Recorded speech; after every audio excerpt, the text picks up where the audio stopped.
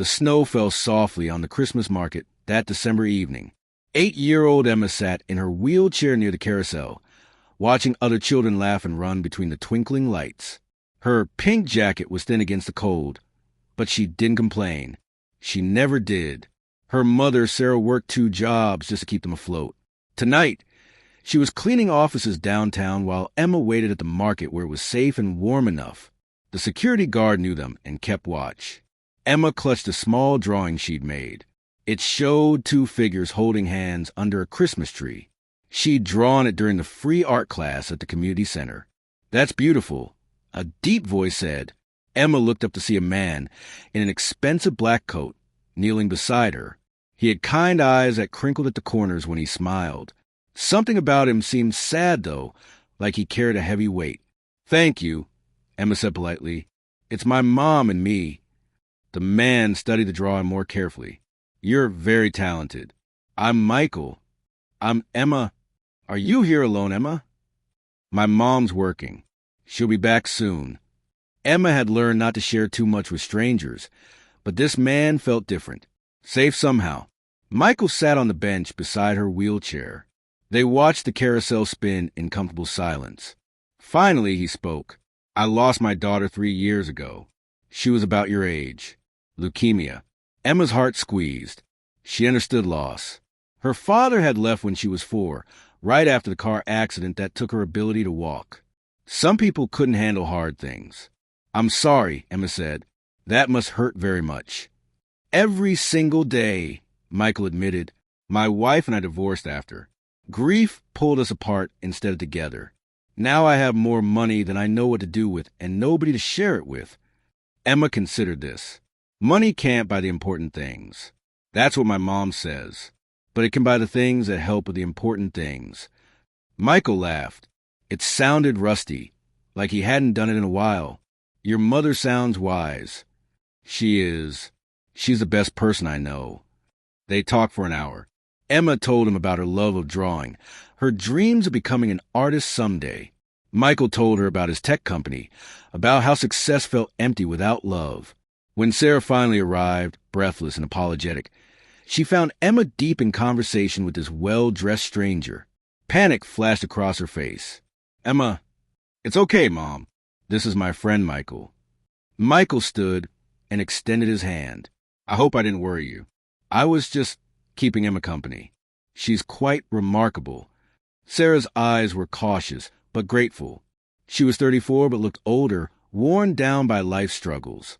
Still, Michael could see the beauty there, and more importantly, the strength. "Thank you for watching her," Sarah said. Over the next few weeks, Michael kept returning to the market. He'd bring hot chocolate for Emma, and they'd talk about art and dreams. Sometimes Sarah would join them on her break, and Michael found himself looking forward to those moments most of all. On Christmas Eve, Michael arrived with a serious expression. "Emma, I have something to ask you. I've been thinking about this for weeks." He took a deep breath.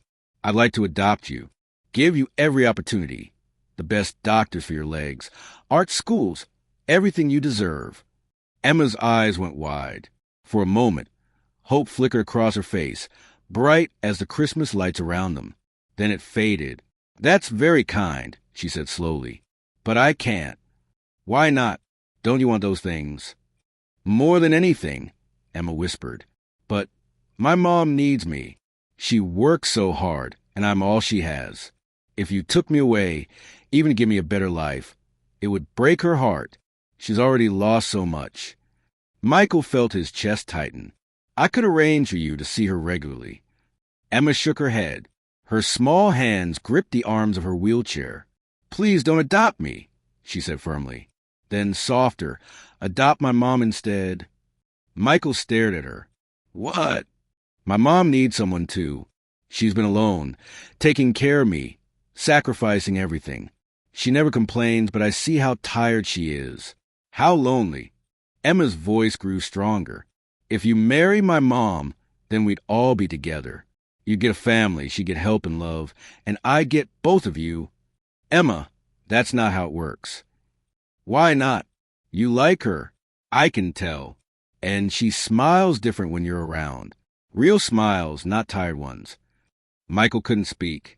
The simple wisdom of this child had struck something deep in his heart. He did care for Sarah, more than he'd wanted to admit. When Sarah arrived that night, Michael asked if they could talk. Emma wheeled herself to the carousel, giving them space but watching hopefully. "Sarah, I need to be honest with you," Michael began. "I've fallen in love with your family. With both of you."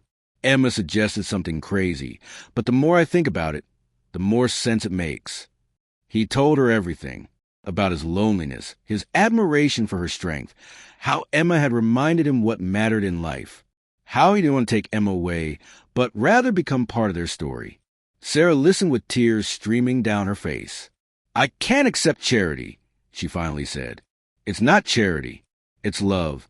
I need you both as much as you might need me. Maybe more." Michael took her hand. "I'm not trying to rescue you. I'm asking if you'll rescue me." Sarah looked at Emma, who gave an encouraging thumbs up. She looked back at this man who'd shown them such kindness. Sometimes life offered second chances when you least expected them. "Yes," she whispered. 3 months later, they married in a small ceremony. Emma wore a new pink dress and wheeled herself down the aisle. She was a maid of honor. Michael's money did help. Emma got surgery that restored partial feeling to her legs. With therapy, she learned to walk short distances. But that wasn't what mattered most. What mattered was the laughter that filled their new home, the family dinners, the way Michael and Emma painted together on weekends while Sarah cooked, singing in the kitchen, the way they'd all healed each other's broken pieces. Years later, when Emma's art hung in galleries, she always kept that first drawing, the one of 2 figures under a Christmas tree. She'd added a 3rd figure in pencil, completing the family she'd wished into being. Sometimes the bravest thing a child can do is not ask for what they want, but for what the people they love need most. And sometimes, in giving that gift, they receive everything they'd hoped for and more. If this story touched your heart, please share, and subscribe for more stories that celebrate love, family, and second chances. Comment below and tell us about a time when kindness changed your life. Your stories inspire us to keep sharing these meaningful moments.